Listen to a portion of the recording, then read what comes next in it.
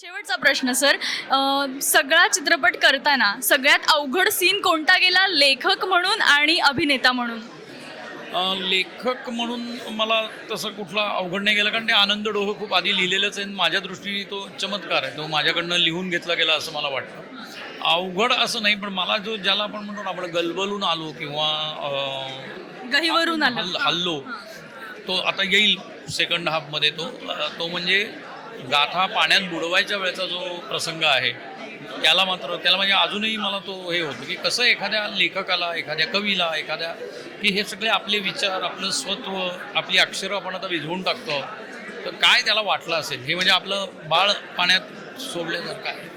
नक्कीच सर, खूप छान वाटलं तुमच्याशी बोलून. आणि प्रेक्षकांना आपण आवाहन करूया की 7 नोव्हेंबरला 7 नोव्हेंबरपासून अभंग तुकाराम हा संपूर्ण महाराष्ट्रभर प्रदर्शित होणार आहे.